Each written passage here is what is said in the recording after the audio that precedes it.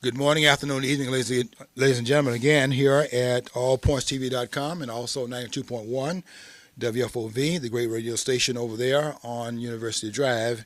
And want to thank you for tuning us in again here on Monday at 2 o'clock in the afternoon. We air again on WFOV, and we air again on that program on Saturdays at 12 o'clock in the afternoon. And we are just as happy as we can be about you being with us and donating your time with us. Always glad to have you aboard the train here, and we're going to try to do a good job of bringing you another program in the aftermath of the death of the 41st President of the United States that's in the news right now, Bush 41, who died this past Friday, and having the funeral Wednesday of this week. And everybody is eulogizing the president and talking about the things that he did in his political life. I was just waiting for the propaganda machine to gear up after the death of the president in terms of all of the things that we're now bringing up about what his role was in the political landscape of the country. And of course, he was a great president, is the noise that's being made, and he did some things here that nobody else could have done. He was just simply outstanding. So the man that we buried was very different from the man that we knew as the 41st President of the United States. I was just waiting for the propaganda machine to gear up, and I'm not surprised that we are hearing all these things about the 41st President and how he was such a great political figure, the one that we turned out to pastor in 1992, serving one term, and the president that told us to read his lips. And I don't read lips that well, but I am able to see lips moving. And when I saw his lips moving and taking the Dr. Walter Williams view of politicians, that when they're the way you can tell if they're lying or not is whether or not they're moving their lips. His lips were moving, so when he said, no new taxes, and once he got in office, what did we see? We saw new taxes. And the voters rewarded him, or maybe rewarded the country by, and I don't know if we actually got a benefit out of it in terms of electing Bill Clinton, but George Bush was a one-term president. We turned away from him and turned toward the Democratic Party, and Bill Clinton became president of the United States. I don't know if that was a good thing or not, but I do know that when Bush told us he was not going to raise our taxes, which meant that he was not going to add to the theft that the federal government is involved in fact, taking our property from us at gunpoint, because as you know, all taxation is theft. And when he raised the taxes and took more of our money by the guns of the state, in 1992, he paid the political price for it in terms of being stood down as president of the United States. Now we're hearing about what a great president we had. And so the man that they are getting ready to funeralize and eulogize this coming Wednesday is not the person that we saw as the president in 1988, elected after the 8-year term of President Ronald Reagan. So we have now we have the Bush that lived for 94 years. He died in his 94th year, born in 1924, and was 94 when he died. This person that we're now eulogizing is not the person that we saw as in the office of president and 8 years as vice president. And we now have the propaganda machine fully at work here telling us how great a president he was and what a great job he did for the country. And, of course, all the politicians that you know about are public servants, and they're doing the service of the country by serving at political office. So the question that we raise here at this studio is, who was George Bush as president of the United States? And the president that was in office, the one that was there from 1989 to 1993, was a president that got us involved in the first of the two Persian Gulf Wars. Uh, Bush 1, or Bush 41, started the Gulf War, and the idea was to drive Saddam Hussein out of power, and that war was ushered in by Bush 41, and the continuation of that war was Bush 43, that was supposedly to finish up the job that his father had started, and neither one of them succeeded in driving the Iraq president out of power. It was completed really under the Obama administration, where the president Bush 43 did not succeed in doing it, but Obama, the 44th president, came in, and that continuation of getting him out of power occurred during that term. Of course, all the turmoil that occurred therein is a result of that. But let's go back and look at the real Bush, the one that actually was the president of the United States, not the one they're creating now with the propaganda that started on Friday of last week, as we were being told that he was the person that did such a wonderful job in all of the things that he was a great father, a great husband. He loved baseball. I mean, Warren Williams was telling us that George Bush knew more about baseball than most persons knew. I mean, this is funny that when you start hearing people talk about a politician and they're talking about him, his baseball knowledge and what kind of family man he was, you can pretty well know that the fix is in, and what they're doing here is creating a fabrication. Because we want to talk about him as the politician that he was. That's why we are actually having him lie in state up until the time that the funeral occurs this week. And we have him now in the rotunda, and he is, in fact, being placed on public display because of his presidency and his leadership and his political influence inside the landscape of the United States. So we have to now look at the president being so great now that he's dead, but we have to look at him when he was alive, and that's not the president that we saw in office. If he had been such a great president, he would have been a two-term president, as one test of his presence and how the American people thought of him during his lifetime. We would have seen a two-term president. We did not see that. And that George Bush they're talking about now is the one that is pretty much a fabrication. The Bush that was in office in 1989 to 1993 is the president that got us involved in the first Persian Gulf War. And that war was, in fact, instituted because the American government had created a monster both in Iraq and with the mullahs in Iran, with the Ayatollah Ruhollah Khomeini coming into power in 1979, having overthrown the Shah Mohammad Reza Pahlavi, who had been the Western henchman in Iran.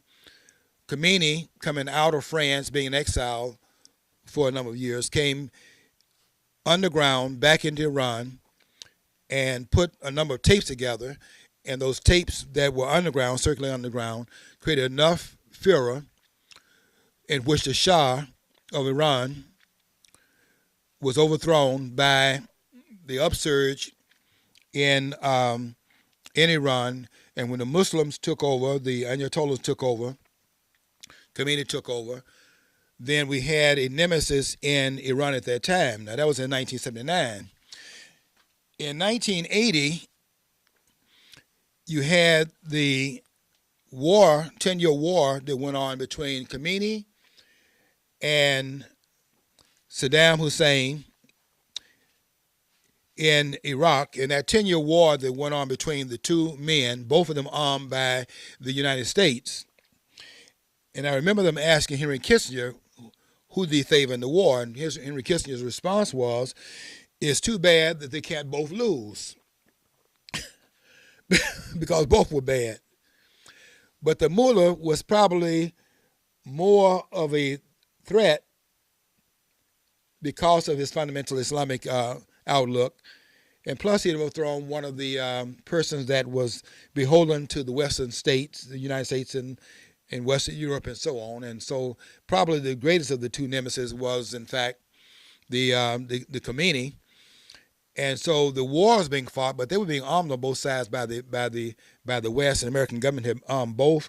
The Iranians were armed under Pahlavi, under Mohammed Reza Pahlavi, and that armament was being used to fight this war.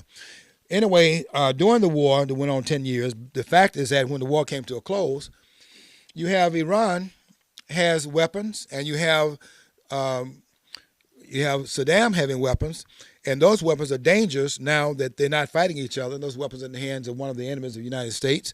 And the question is, how do you get those weapons out of Saddam's hands? Because now those weapons are going to be deployed, if they're not taken out of his hands, against the allies of the United States in the Middle East, and that poses a problem. So now we have to deal with the problem of an armed Iraq. And it's up to the Bush administration to deal with that problem. A problem, by the way, that the American government had in fact created.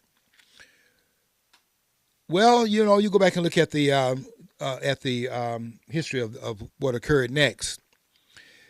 There was a problem that went on between Saddam Hussein and the leaders in Kuwait over the oil rights that were between the two nations. And it looks like Kuwait was doing some diagonal drilling, meaning they were going into their own oil fields, but going in a slant.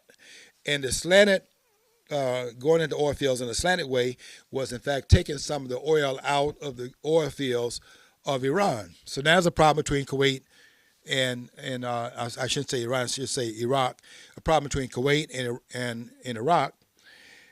And this is an opportunity now for the American government to now intervene in another crisis that has been created. And the question is, how do you then get these two nations, Kuwait and Iraq, to then enter into a conflict? Because the game was to get the guns out of Saddam's hands. Now that the Iran war is over, now we have this situation developing between Kuwait and Iraq. And the way that occurred there, if you go back and look at it very carefully, you'll see that Janet Reno stated that the United States had no position on the conflict developing between Kuwait and Iraq. We have no position on that. We have no interest in the dispute.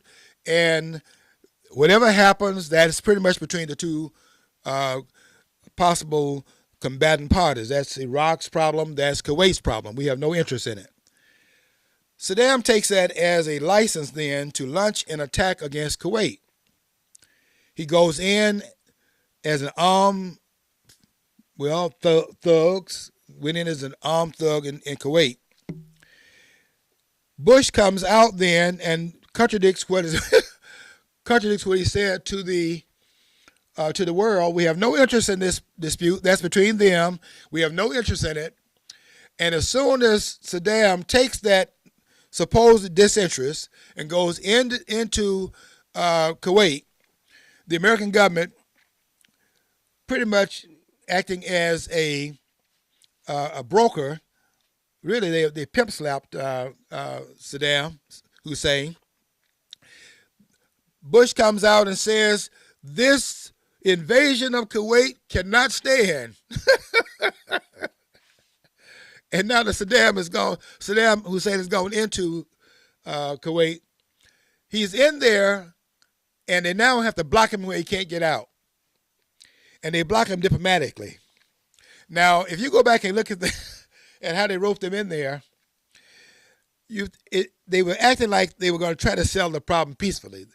The United States had no intention of settling this problem peacefully because they could not leave those guns in the hands of Saddam Hussein. They had to take those guns out of his hand. So they enter into negotiations as if they're trying to negotiate him out of Kuwait, but having no intention of negotiating him out of Kuwait. And so they sit down, they have, for the TV cameras, they have on one side, they have the Iraqi diplomats meeting. On the other side, they have the American diplomats meeting.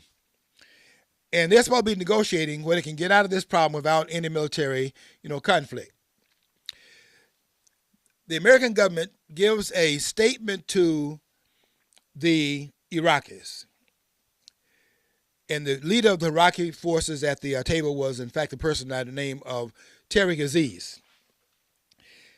And if you go back and look at it, you see that Tariq Aziz reads the statement, and he says, I can't take this back to my president because it wasn't written in diplomatic language. And that language is never that language is never disclosed as what that statement said. What that statement said and what it was intended to do, it said to Saddam Hussein to get your so-and-so out of Kuwait. It wasn't diplomatic language. It was not designed to be diplomatic language because it wasn't designed to get him to come out of Kuwait peacefully, and it wasn't designed to solve this problem diplomatically. This was going to be a war. But they had to set the tone for it in terms of setting the conditions for the war to be engaged, because they're going to confront Saddam Hussein militarily, because those guns have got to go. Those guns, they were put in Saddam Hussein's hands by the American government. Those guns are now a danger in the Middle East, because we had other interests in the Middle East that did not have anything to do now with the Ayatollah Ruhollah Khomeini. Khomeini has been already dealt with. Now we have to deal with Saddam Hussein. And so they had to lock him into Kuwait where he couldn't get out diplomatically and then prosecute this war, which they had in fact created the terms for it. And you've seen this repeatedly in terms of how the diplomacy works in the United States. You saw it with Roosevelt in 1941, when Roosevelt had to rope the Japanese into an attack upon the United States in order to get involved in World War II. You saw it with McKinley in 1898 in terms of McKinley setting the circumstance for the war with Spain in 1898 in the Spanish-American War. You saw it in World War I, where with the Lusitania, where the Germans had told them that this is a problem because these ships have armaments of war, and by you selling those ships in the water where the war is going on, those ships have contraband on them, and if you continue to do that, that's going to be a problem. And so they continue to do that, and then when they bomb the Lusitania, the U.S. gets involved in World War I. You saw it in World War II. You saw it in the Spanish-American War, and now you're seeing it again in 1992 in the first Gulf War, roping the person in and then building a case why the U.S. has to go to war with these countries. So now Saddam is a victim of the diplomacy, quote unquote, or lack therein.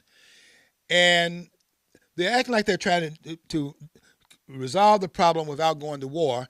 And there's Tariq Aziz over there. They gave him a statement about what he had to do to not have the U.S. prosecute the war. And so he reads the statement and he tells the delegation, I can't take this to my president.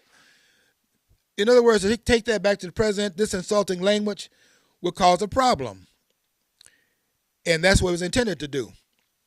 So now Saddam Hussein is in Kuwait and cannot get out of Kuwait because they're not trying to resolve it diplomatically. And when he can't come out, because if he comes out under the terms in which they had set up, then Saddam looks like a weasel with the rest of the Middle East, and that threatens his national sovereignty. So therefore, Saddam is locked into Kuwait. and Bush goes into full war mode. And this war, which was designed to lock him in and then prosecute this war to take Saddam Hussein's weapons from him. And if you go back and look at Snowcroft's dealings in it, General Snowcroft that prosecuted the war, you see that they took Saddam's weapons down, weakened the Red Guard, or whatever you want to call this, his the Imperial Guard. What they did was to, in fact, weaken Saddam Hussein. Then they back off of taking him out of power. What they hoped to do was to so weaken him that the Iraqi people would rise up and they would do the rest of the work. But they failed to have figured out what Saddam Hussein had done in the interim, expecting an attack against his forces, because he had seen what happened over in Libya when the government bombed Muammar Gaddafi. What they didn't know was that Saddam had provided enough means to survive the attack, monetarily speaking. In other words, to take him down so he could not pay his soldiers. Because if you don't have the money to pay the soldiers, then the soldiers are mad at you. Saddam Hussein had a house that was full of money. Every room stacked up with American dollars.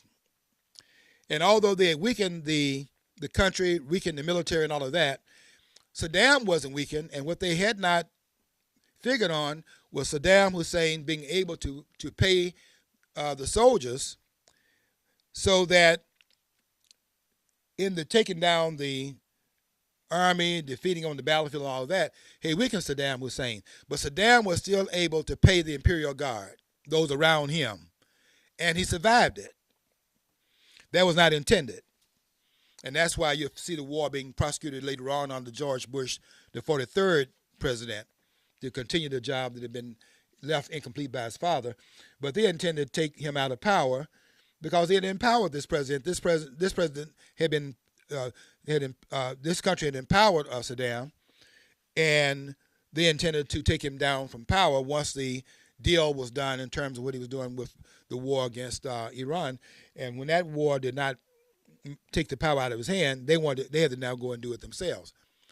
So in 1992, you see this war starting with Iraq, and Saddam Hussein survived the war unbeknownst to what they had in mind. They wanted Iraq to take him out of power. That did not happen, and he's still a problem over there. And Bush 43 came in, and then that war would continue again. And finally, under the so-called Arab Spring, which was initiated under the Obama administration, Saddam Hussein was, in fact, taken out of power and eventually was, in fact, placed before a tribunal and eventually hung. But that Bush that prosecuted this war, that's not what you're hearing. What you're hearing is what kind of statesman this person was. But that's not the person that was in power. That's the person they're creating right now with the propaganda machine. Because the propaganda comes in and tells us what a great president he was and how great a job he's doing for the American people and all that. You're going to be hearing that for the next couple of days, how great he served the country and all of that. The fact of the matter is that George Herbert Walker Bush was a member of the CIA. And there are all kinds of documents that show he was in Dallas on the 22nd of November of 1963 during the big event in Dallas where John F. Kennedy was taken out of power by a coup d'etat that was running this country back in that time period. And if there was not a coup d'etat, then why was there a cover-up that in fact blamed a person who we now know did not kill anybody on that day? Lee Harvey Oswald did not do any shooting on that day, was in fact framed and made a patsy, as he said he was a patsy. He was a patsy that was blamed for the murder of the president, who was killed by a triangle of fire. And George Bush was in Dallas on that day. He denies it now, but was in Dallas that day as a member of the CIA that was involved in this crime. And this president was, in fact, toppled by a coup d'etat. And we'll see this happening repeatedly in this country. Also happened to Richard Nixon, who was, in fact, the victim of a coup d'etat. This was a coup d'etat by the fourth estate that took Nixon out of power. And so what you think is happening, the propaganda being one thing, what you think is happening in the country is not really what is really taking place, because there's a propaganda machine in which the government acts in a very opposite way from the interests of the American people. And then what they do was they, in fact, put the propaganda machine in place where you think that what happened is not what really happened, what you think happened, are two different things. Okay, we're going to stop for a minute and take our break, our usual break here at the 26-minute mark, and let WFOV identify itself, and they'll come back in 4 minutes, and we will see them on the other side of the break. We're going to continue what we're saying here about the so-called secret government. We say the secret government as if it's not the same folks in the government landscape. It's not a secret government. It's a government that is, in fact, disguised. The government that has one view that is, in fact, placed before the public, and another view that is, in fact, in back of what it says to the public in terms of how the government actually operates behind the back of the American people. And so what we have here in this case is another indication of how government operates behind closed doors. And I was reading last week a comment made by Jeff Flake, who's not running again, who didn't run again for his position as the senator from Arizona. He said that if he had decided to run again, he would not take the position he's taking right now in terms of saying that until they get someone that will side with him to protect the investigation of Mueller, he's going to block all of the nominations made by the president to put people on the federal court. But he said that he would not take that position if he were running again. And I think we have to look at what that means in terms of what is he saying here. What he's saying in so many words is that if he were a candidate to run again, he would not have come from behind his mask. But if he were running now, he would never have exposed himself the way he's exposing himself right now, because he would never have come out with this position. And Jeff Flake, as you know, before that, took the position that he could not endorse the person that went on the Supreme Court, could not endorse him if they did not, in fact, investigate these charges that were, in fact, leveled against him, that he, in fact, sexually assaulted somebody when he was in high school. And that was the mask he was wearing at that time, that he had a reason not to, unless they investigated the charges, he could not support the president's nominee. Now he can't do it unless they give Mueller security in his job investigating this president. And, of course, that is because we have one government in front of the public, and we have another government that works behind the scenes. And now we're coming back from the break, and we're glad you came back, those who are with WFOV. And we're still talking about the government in front of the public, with the public unmasking of the government that comes out from behind his mask and acts a certain way in front of the public. And we have another government that operates behind the scenes. The same folks, by the way, but the ones that put on the facade that they are, in fact, representing the American people's voice. And we have government of the people, by the people, for the people. We have that government, and we have another government that operates in a different way in terms of how it operates from behind the scenes. And so Jeff Flake is just the latest example of someone that's telling us how it operates, because he came last week and said that he would not do the things he's doing if he were running again, because you cannot do that in front of the American people and get elected. And so our whole government is masked that way. And this George Bush that they are talking about right now is the one that was masked. And so this is they're talking about the public George Bush. They're not talking about the ones that was behind the scenes and operating in ways not yet detected by the American people, because that's another Bush that we have, the public Bush, and we have the one that is not public, the one that operates more or less in secret. No, I'd like to bring up something here, though. Like, years ago when I was a kid, I used to hear the left usually offering criticism of the government. Okay, and it was the people on the left, the right, the establishment at that time, were like, chafed and or like really outraged or indignant that they're making these accusations. But you got people like Pat Buchanan, I think, that actually started seeing maybe they had some valid points. The left of the old, not the left currently. Mm-hmm. So I mean, it's like it's kind of weird that we're conservatives. You and I are considered conservatives or libertarians, but yet we're casting stones at the government. And whereas the old right, the time going up to Nixon, right up till Nixon, would have been horrified to even admit that. And the left now is getting where the right used to be and not owning up their own foibles. Right, John. Conservative is right, but not Republicans, because the Republicans are not conservative. They are liberal, and it's just that the left, the liberals have moved so far to the left right now. They're no longer liberals; they're progressives, and that's another cover up that's going on right now in terms of the progressives.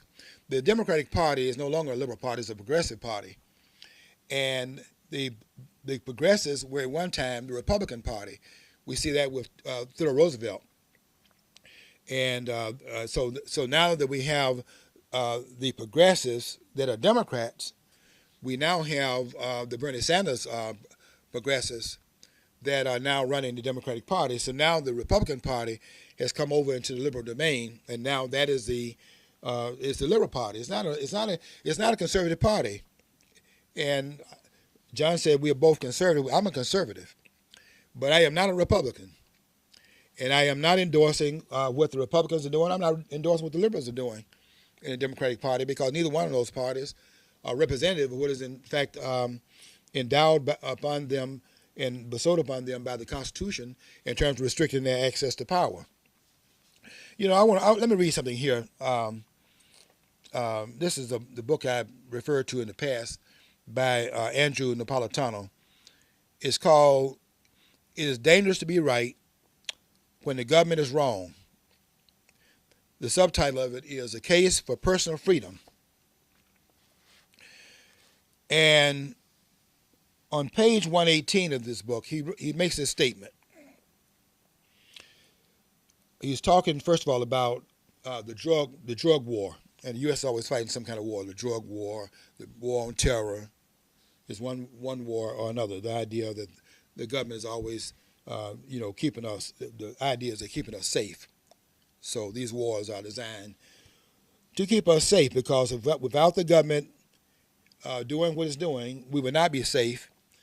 And George Bush, I'm hearing that now, George Bush, 41, kept us safe. Without what he did, I guess we would not be safe. So the drug war is another war that's being fought by the federal government. Now, if the war was not fought on drugs, of course, they're not winning the war on drugs. They got more drugs out there now than ever before. We would have we'd have all kinds of chaos, right? So they're keeping us safe by fighting the drug war. So Napolitano says, if the government would profit financially from the legalization of drugs, why won't it concede? Why won't it concede that it's lost the drug war? Here's his answer. He answers, because it, meaning the government, because it likes to waste your tax dollars and assert control over you by violating your privacy and other rights in the process. In his conclusion of that chapter, he says the government has a God-like complex. But he says the government's God-like complex has taken its power trip too far. And they've been doing that for a long time. But we're no longer a government under the Constitution. We are a government now that is in fact placed the Constitution in exile, which is another one of Napolitano's book that's called The Constitution in Exile, and they've exiled the Constitution in this country, and we're no longer a constitutional republic. Do I need to spin it around this way? That way, like this way. Yeah, we're having. I'm not a tech guy. John's the tech guy here, so I think I need to turn it this way, John. Yeah. Okay, now we got it now. Yeah, just turn it a little more time. Okay. All right, we'll get around this way. All right, now we're back. We're doing this in my basement, by the way, so we're kind of doing some. We're not in our regular studio.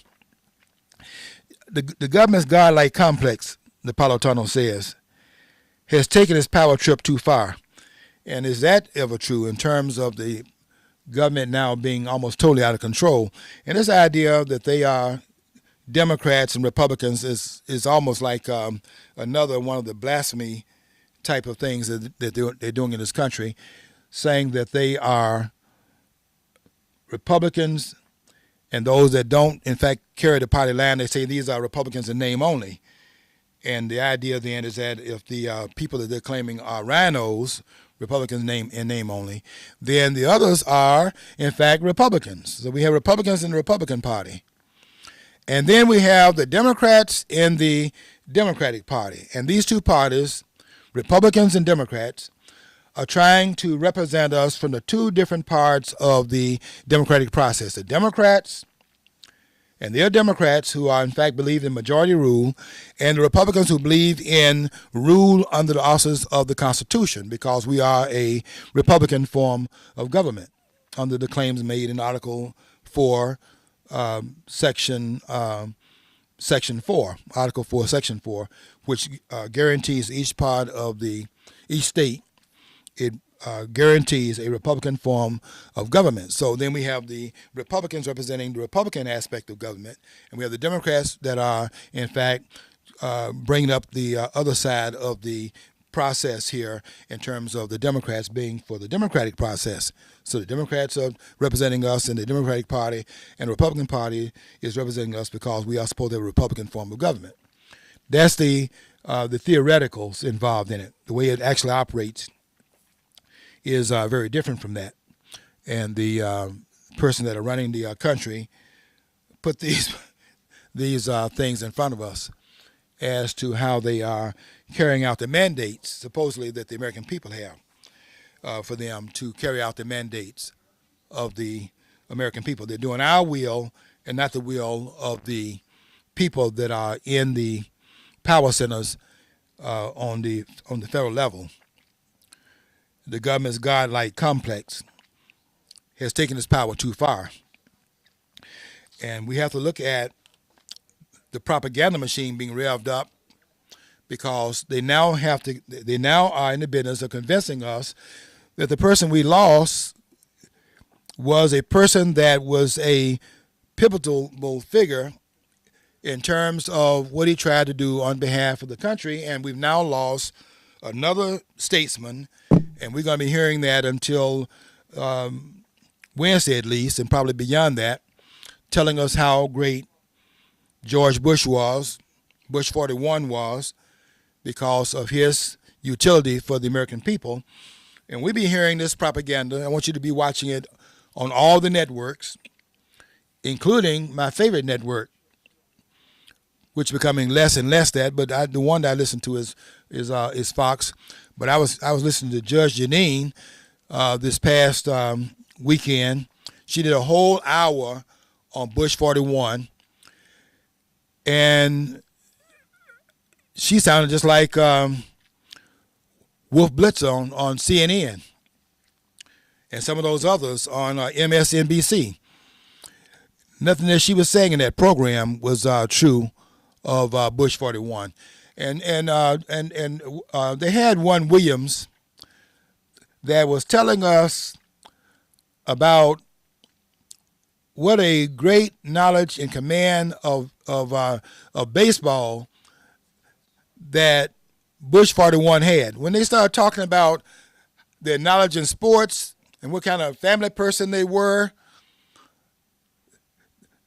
You have to understand what's going on here. This is the propaganda machine. We want to know the reason we have Bush being eulogized in the rotunda is because Bush was one of the presidents of the United States. Therefore, what we need to be hearing is what Bush did as president, and we're not hearing a lot of that.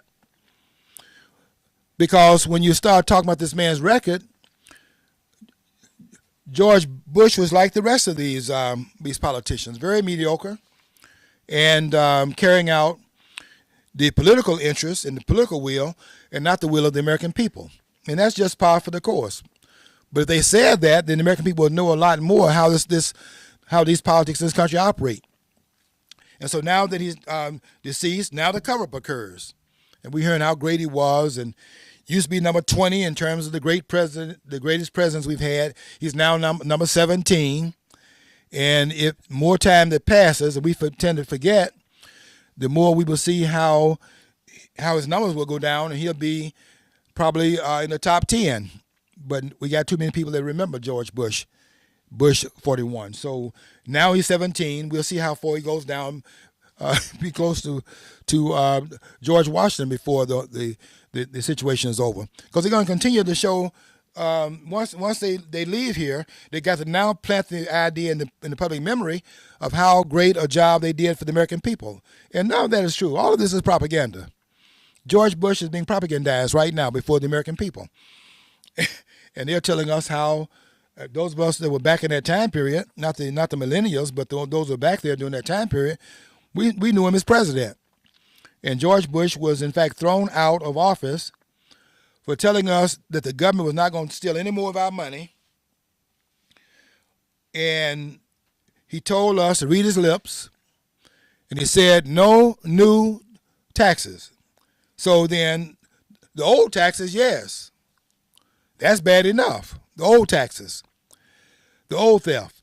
But he told us no new taxes. And then when he went back on his word and then implemented, not only continued the old taxes, but to put new taxes in place, the American people didn't have to read his lips. They saw his action, and they rose up against him and turned him out. He was a one-term president.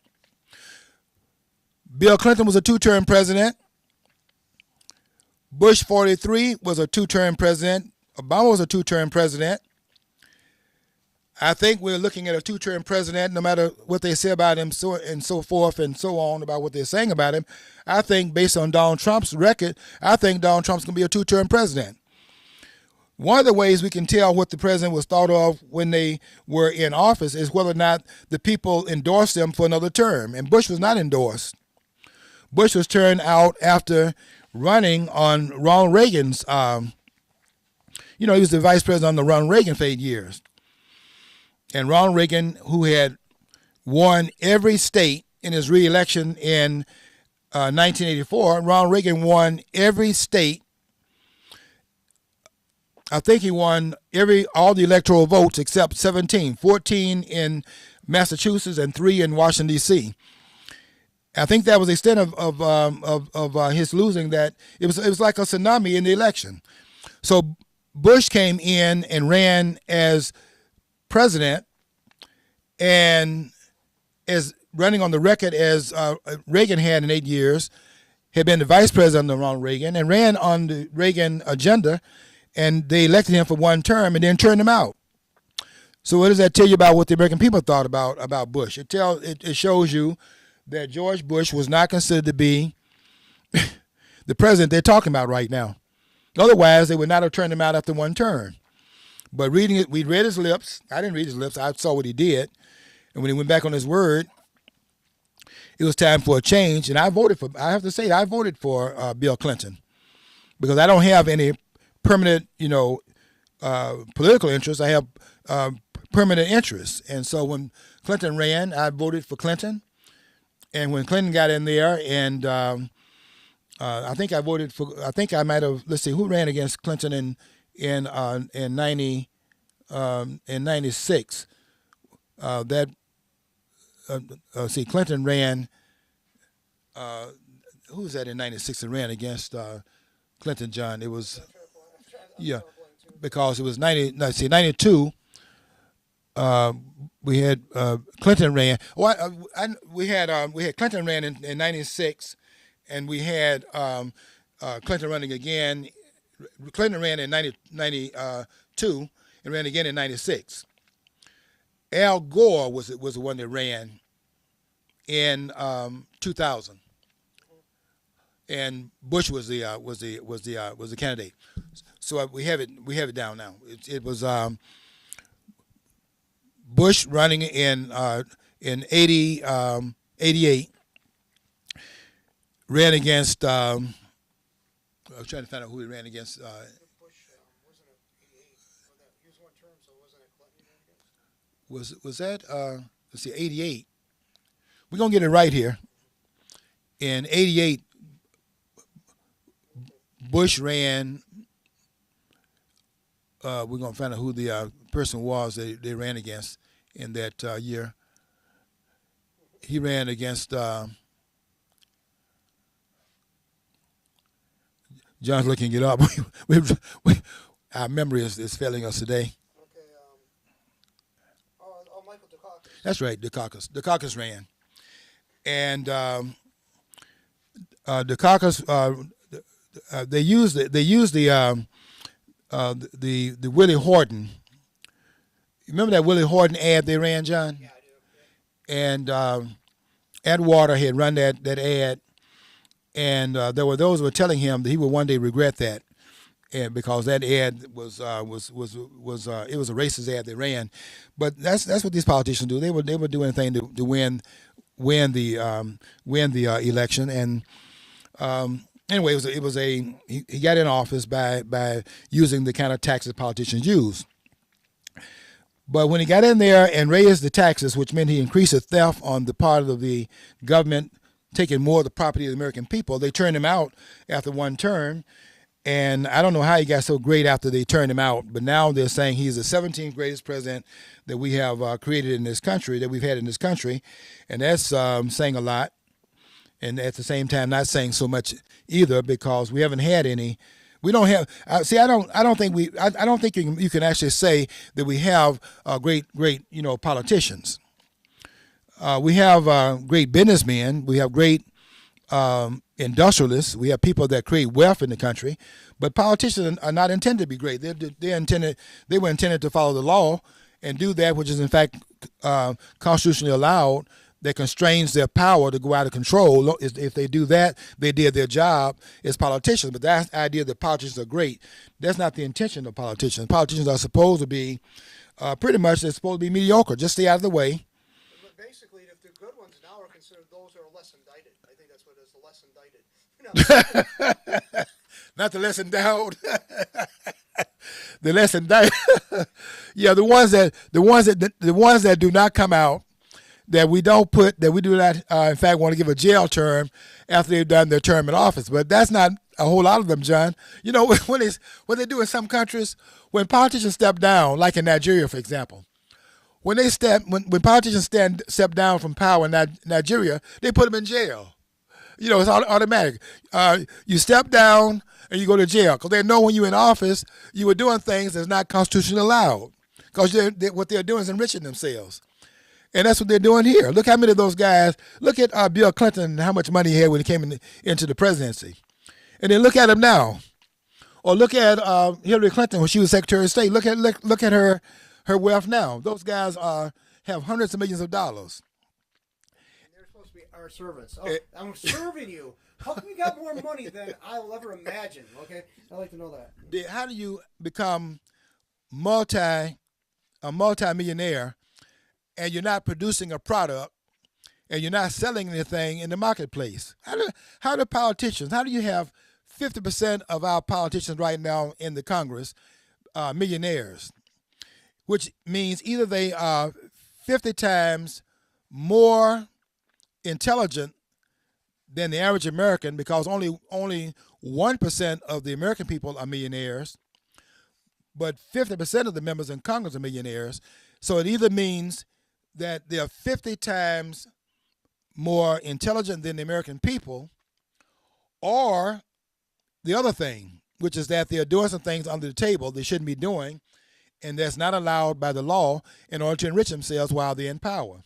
And I don't think that they are 50 times more intelligent than the American people, so this is what they're doing that's behind the scenes that enrich themselves and not carrying out the mandate that they should carry out based on the fact that they are, quote, unquote, Democrats or they are Republicans. And I bring that back to George Bush. I think George Bush is just a typical politician. And when you say that that he was in fact great, one great president in the history of this country, and that is the first one to start this experiment off. And he, in fact, if he had done different than what he did, this would never have gotten off the ground. We've never had this experiment ever having a chance to succeed. And that's George Washington. George Washington was great because of his disavowal of power, and he was a great president because of that.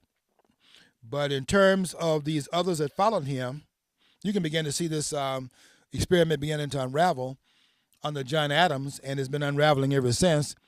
And it unraveled under Reagan as quiet as it's kept. Ronald Reagan is the one that gave these illegal aliens, they had no right to be here, put them on the path of citizenship with the idea if he did that, they would in fact give him some border control. And he did that without the guarantees, and they became were put on the path of citizenship, and we didn't get the border security, and we have the same problem now. 1980 was when Reagan was elected.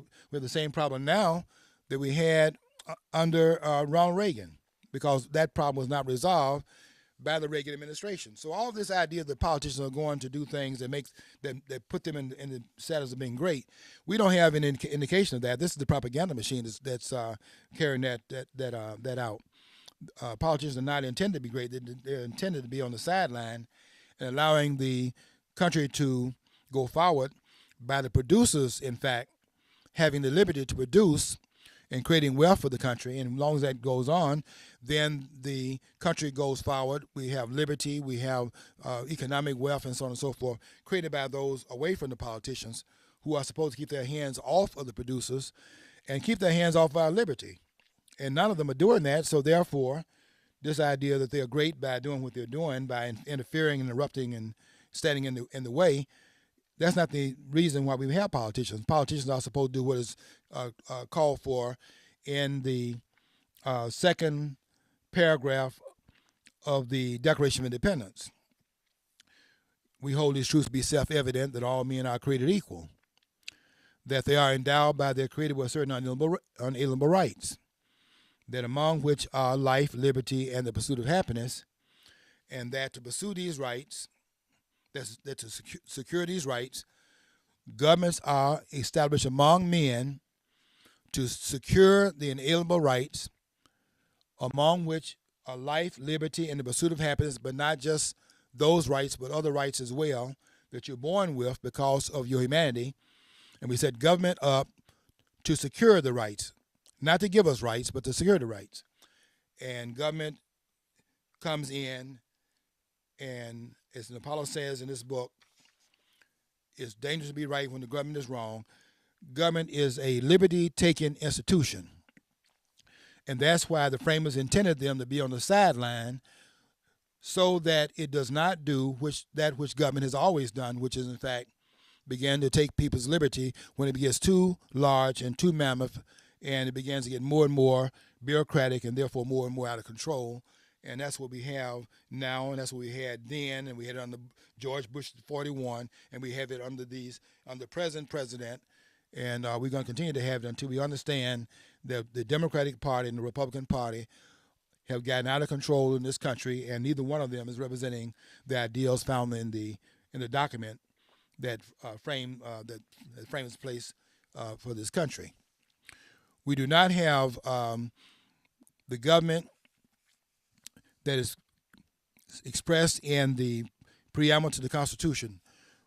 We, the people of the United States, in order to form a more perfect union, did George Bush 41 do this? In order to form a more perfect union, establish justice, ensure domestic tranquility, provide for the common defense, promote the general welfare, and secure the blessing of liberty to ourselves and our posterity, do ordain and establish this Constitution for the United States of America. And every president is supposed to, in fact, take that and run with it as a way of making sure that the liberty is, in fact, continue to be passed down to our posterity. So the question for Bush 41 is not how well he played golf or how well he understood baseball, but did he in fact secure the nation's liberty, and were we more free when Bush stepped down? Were we more free after his administration was over than we were when he took office in 1989? Were we more free? You know, I always ask this question: are you better off now than you were before? You know, are we ever better off when politicians have been in office? I mean, has there ever been a time when a politician went into office after John Adams, really after George Washington? Have we ever been better off when we've had any president in office? Would we be better off after that president served his term than we were before he came into office? And the answer is that it's never been the case. And when you start hearing the next couple of days before the funeral, George Bush 41 was great. He was the 17th greatest president we've had. What you're listening to there is a propaganda machine.